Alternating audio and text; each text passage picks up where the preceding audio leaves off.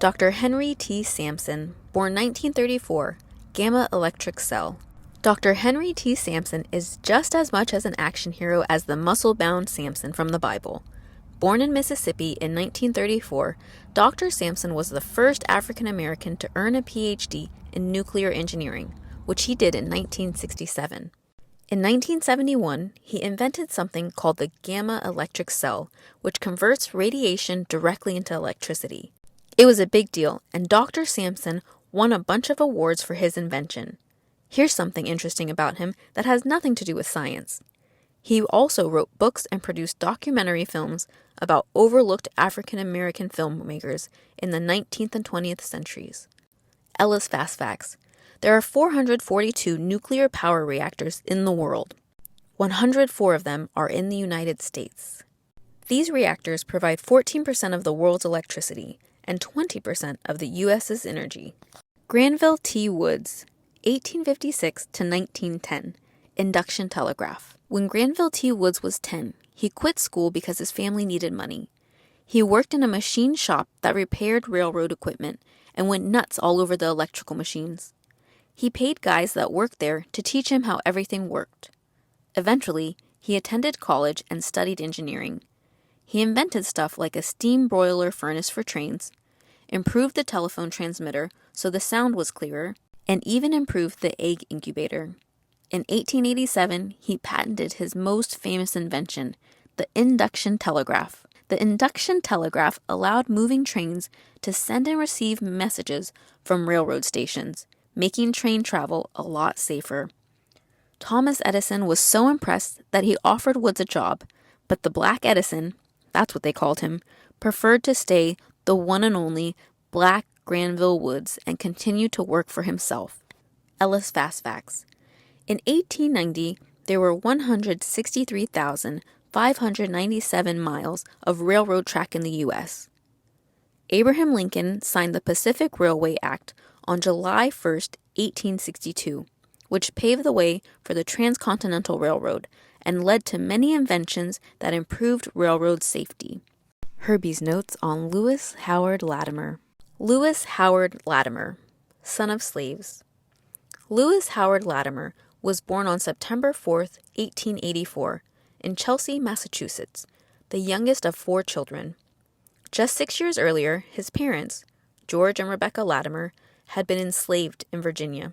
Wanting their children to be born free from slavery, they fled from their owners to Boston, Massachusetts. Once they arrived in Boston, George was jailed as a fugitive enslaved, while Rebecca hid and waited for him. 2 prominent men championed George's release: Frederick Douglass, an influential ex-enslaved and the first African American to run for vice president, and William Lloyd Garrison, famed abolitionist and editor. Nevertheless, the judge ruled that George should be returned to his owner in Virginia. Fortunately, an African American minister paid George's owner $400, about $9,600 today, for George to be freed. Lewis attended elementary school, where he excelled at reading and drawing, but like most young men in that era, he spent most of his time working with his father at various jobs to support the family. In 1864, when the Civil War was at its bloodiest peak, 16-year-old Lewis joined the Navy.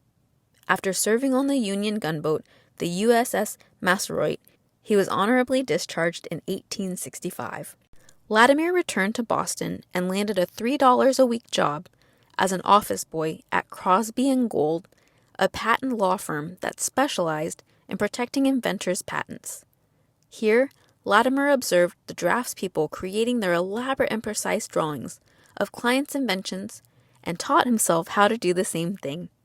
After practicing on his own for several months, Lewis asked the company for a chance to show what he could do.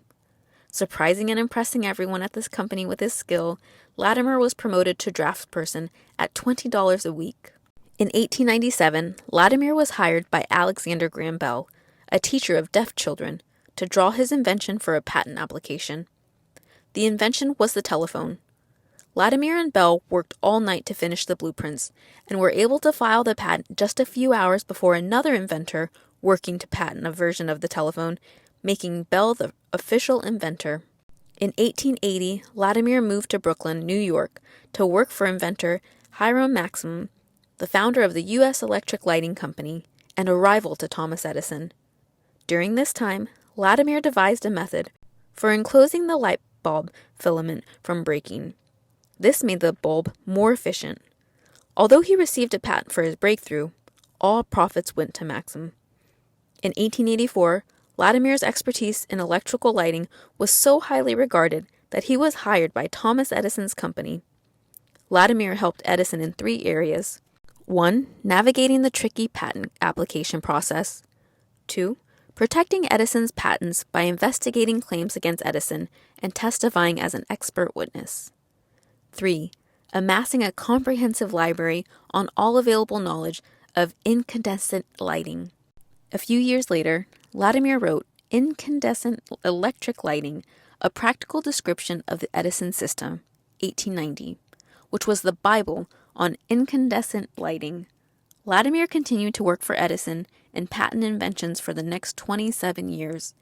In 1911, Latimer went to work for a private consulting firm until he retired in 1922.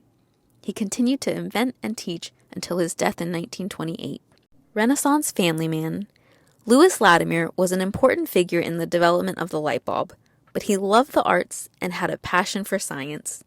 He painted portraits, played the flute, and wrote poetry, music, and plays. His family life brought him great joy. He married Mary Wilson in 1873, and they had 2 daughters, Jeanette and Louise. He was active in his Unitarian church, and he was an activist for civil rights. In his free time, he taught mechanical engineering, drawing, and English to immigrants. To honor his achievements, the Lewis H. Latimer School in Brooklyn was named after him in 1968. In 2006, Lewis Latimer was inducted into the National Inventors Hall of Fame. Did Edison invent the first light bulb? Historians listed 22 inventors on incandescent lamps before Thomas Edison. In fact, Edison lost several patent lawsuits in which courts ruled that others, notably Joseph Swan in England and William Sawyer in the U.S., had invented light bulbs before him.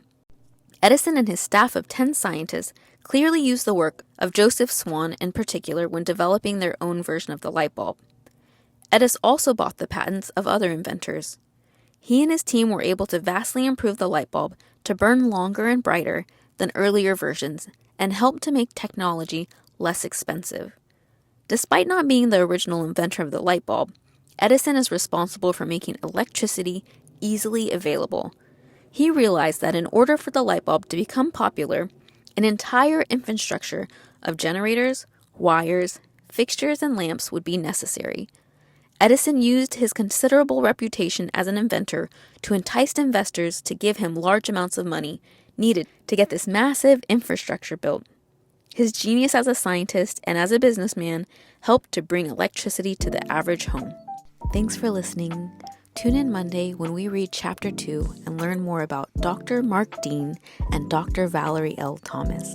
I'm Eyecatching Dani, and I'm here to read your enchanted library. If you enjoyed this story, hit the like button and subscribe so you don't miss out on more.